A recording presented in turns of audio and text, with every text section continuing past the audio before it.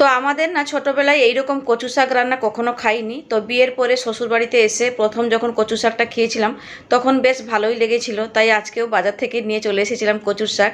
তো আজকে দুপুরবেলা রান্না বান্না করব, ভাত তার সাথে করব কচুর শাক, আর করে দেবো লাউ ঘন্ট আর আলু বেগুন দিয়ে কাজলি মাছের ঝোল। তো এইগুলোই হচ্ছে আজকে দুপুরবেলা খাওয়া দাওয়ার মেনু। তো প্রতিদিন তো এই কাজটা আমাকে করতেই হবে, এই কাজের থেকে আমার কিন্তু ছুটি নেই। তো বাজার থেকে ভালো দেখে নিয়ে চলে এসেছিলাম কচুর শাক, তার সাথে এনেছিলাম লাউ।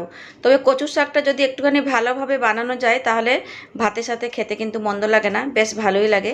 তো যাই হোক, আজকে কচুর শাক রান্না করার জন্য এইখানে না কাঁচা ছোলা কালকে রাত্রিবেলা থেকে ভিজিয়ে রেখেছিলাম। তো রান্না বান্না শুরু করব তার আগে ভাবলাম একটুখানি সবজিপাতিগুলো কেটে কুটে রেডি করে নিই, তারপরে রান্নার দিকে যাব।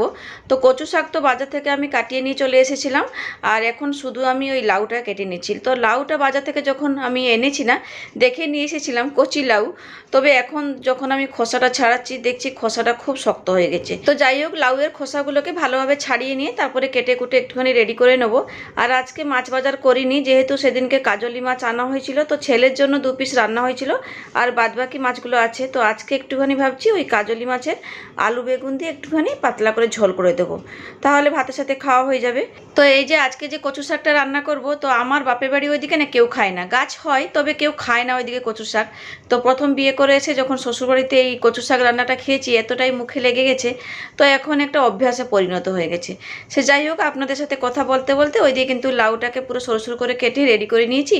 এরপরে কড়াইটা ভালো করে ধুয়ে গ্যাসে বসিয়ে দিলাম, এবারে রান্নাবান্না শুরু করতে হবে। তো আজকে 2 দিকে রান্না চাপিয়ে দিলাম, একদিকে ভাত বসাবো আর অন্যদিকে তরকারি রান্না করব। তো আজকে কিন্তু সকালবেলা বেশি কিছু রান্না করিনি, আজকে ছেলেকে খিচুড়ি আর আলু ভাজা করে খাইয়ে পাঠিয়েছি স্কুলে। ও স্কুল থেকে এলে কিন্তু ভাত খাবে, তার জন্য একটুখানি তাড়াহুড়ো করে রান্নাবান্না করে নিচ্ছি। তো যাই হোক, এই দিয়ে কিন্তু প্রথমে কচু শাকটাকে সেদ্ধ করার জন্য বসিয়ে দিলাম। তার আগে কচু শাকটাকে না বালতির জলে একটুখানি কিছুক্ষণের জন্য ভিজিয়ে রেখে 2-3 বার জল পাল্টে পাল্টে ধুয়ে পরিষ্কার করে নিয়েছি। তো এবারে কড়াইয়ের মধ্যে অল্প কিছুটা জল দিয়ে ধুয়ে রাখা কচু শাকগুলো দিয়ে দেওয়ার পরে দিয়ে দিয়েছিলাম পরিমাণ মতো নুন আর 2 মুঠো মতো কাঁচা ছোলা। এবারে ঢাকা দিয়ে রান্না করে নিচ্ছিলাম। এই যে ঢাকাটা খুলে নিয়েছি 2-3 মিনিট পর। এবারে একটুখানি নাড়াচাড়া করে মানে কাঁচা ছোলাগুলোকে একটুখানি নিচের দিকে দিয়ে দেবো, তাহলে কাঁচা ছোলাগুলো না খুব ভালো মতো করে সেদ্ধ হয়ে যাবে। যাই হোক, একটুখানি কিছুক্ষণের জন্য নাড়াচাড়া করে নিয়ে আবার এর দিকে ঢাকা দিয়ে দিলাম। আর এইদিকে ভাতের জলটাও গরম হয়ে গেছে, তো এবারে চালটাকে ভালো করে ধুয়ে নিয়ে দিয়ে দিলাম জলের মধ্যে। এবার একটুখানি নাড়াচাড়া করে নিলাম। আর এই যে এদিকে নিয়ে নিয়েছি কাজলি মাছ, ফ্রিজ থেকে বের করে রেখেছিলাম কিছুক্ষণের জন্য বাইরে। তো এবারে মাছটাকে ভালোভাবে একটুখানি কেটে ধুয়ে পরিষ্কার করে নেবো। তো এই যে মাছটা কেটে নিয়ে চলে এসেছি। তো এবারে মাছের মধ্যে অল্প একটুখানি নুন আর হলুদ গুঁড়োটা দিয়ে একটুখানি মেখে নিয়ে কিছুক্ষণের জন্য রেখে দেবো। তো এই মাছটাকে না কাটতে কিন্তু আমার বেশি সময় লাগেনি, যেহেতু মাছের আঁশ নেই তাই তাড়াতাড়ি করে কাটা হয়ে গেছিলো। সে যাই হোক, মাছের মধ্যে নুন হলুদ দিয়ে ভালো করে মেখে রেখে দিলাম। আর এইদিকে ঢাকাটা খুলে নিয়েছি। এই যে দেখুন, এই কচু শাকটা কিন্তু খুব ভালো মতো সেদ্ধ হয়ে গেছে। চলুন এবারে নামিয়ে নিই। কতটা জল বেরিয়েছে দেখুন, আমি অল্প একটুখানি জল দিয়েছিলাম যাতে তলা দিকে না লেগে যায়, তাও দেখুন কচু শাকটা থেকে কতটা জল বেরিয়েছে। তো চলুন এবারে এই জলটাকে ফেলে নিয়ে একটুখানি কচু শাকটাকে ঠান্ডা করে নেবো। তো প্রথমে না এই কচু শাকটাকেই রান্না করে নেবো, তার জন্য কড়াইটা বসিয়ে দিয়েছি গ্যাসে, মানে ভালো করে ধুয়ে নিয়ে গরম করার জন্য বসিয়ে দিয়েছিলাম। এবারে সরষে তেল দিয়ে গরম করে নিয়ে প্রথমে তেজপাতা, শুকনো লঙ্কা আর গোটা জিরে ফোড়ন দিয়ে দিলাম।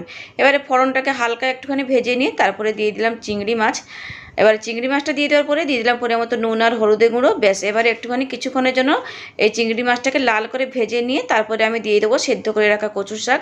আর কচু শাকটা দিয়ে দেওয়ার পরে দিয়ে দিয়েছিলাম অল্প একটুখানি জিরের গুঁড়ো। তো কচু শাক রান্না করতে গেলে বেশি কিছু মশলাপাতি লাগে না, খুবই কিন্তু অল্প তেল মশলা দিয়ে রান্নাবান্না হয়ে যায়। তো যাই হোক, সমস্ত কিছুকে একবার ভালো করে নাড়াচাড়া করে মিশিয়ে নিয়ে তারপরে আমি দিয়ে দিয়েছিলাম কয়েকটা কাঁচা লঙ্কা।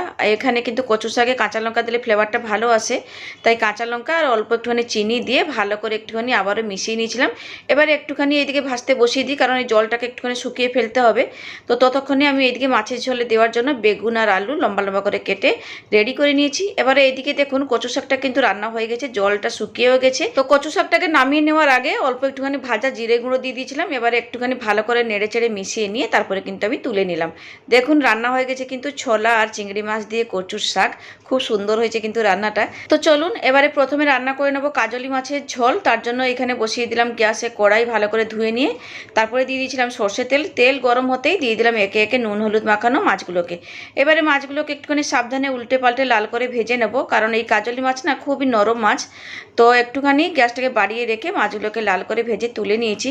তো প্রথমে মাছের ঝোলটা রান্না করে নেব, কারণ ছেলের স্কুল থেকে আসার টাইম হয়ে গেছে। তো লাউ ঘন্ট আমার পরে হলে হবে। যাই হোক, ছেলেটাকে একটুখানি মাছের ঝোল দিয়ে তো ভাতটা খাইয়ে দিতে পারবো। তো যাই হোক, এখানে কিন্তু সমস্ত মাছগুলোকে লাল করে ভেজে তুলে নিয়েছি। এবারে মাছ ভাজার তেলটাকে একটুখানি কমিয়ে নিয়ে তারপরে ওই তেলের মধ্যে দিলাম কালো জিরে কাঁচা লঙ্কা ফোড়ন। ফোড়নটাকে একটুখানি হালকা ভেজে নিয়ে দিয়ে দিয়েছিলাম কেটে রাখা আলু। আলুটাকেও কিছুক্ষণের জন্য একটুখানি নাড়াচাড়া করে ভেজে নেওয়ার পরে কেটে রাখা বেগুনটা দিয়ে একটুখানি নাড়াচাড়া করে হালকা লাল করে ভেজে নিয়েছি। তো এবারে দিয়ে দেবো কিছু গুঁড়ো মশলা, যেমন দিয়েছিলাম পরিমাণ মতো নুন, হলুদের গুঁড়ো, অল্প একটুখানি জিরের গুঁড়ো, কাশ্মীর লাল লঙ্কার গুঁড়ো। বেশ এগুলোকে একটুখানি আলু বেগুনের সাথে হালকা ভেজে নেওয়ার পরে দিয়ে দিয়েছিলাম পরিমাণ মতো জল। জলটা দিয়ে সামান্য একটুখানি চিনি দিয়ে তারপরে ঢাকা দিয়ে রান্না করে নিয়েছিলাম। দেখুন আলুটা খুব ভালো মতো করে সেদ্ধ হয়ে গেছে। তো এবারে এই ঝোলের মধ্যে দিয়ে দেবো ভেজে রাখা কাজলি মাছ। আর মাছগুলোকে দিয়ে দেওয়ার পরে বেশিক্ষণ ফোটাবো না। আর ঝোলের মধ্যে লাস্টে একটুখানি দুটো কাঁচা লঙ্কা দিয়েছিলাম। বেশ একটুখানি নাড়াচাড়া করে নিয়ে ঢেলে নেবো। এই মাছ তো নরম মাছ, তাই বেশি ফোটালাম না।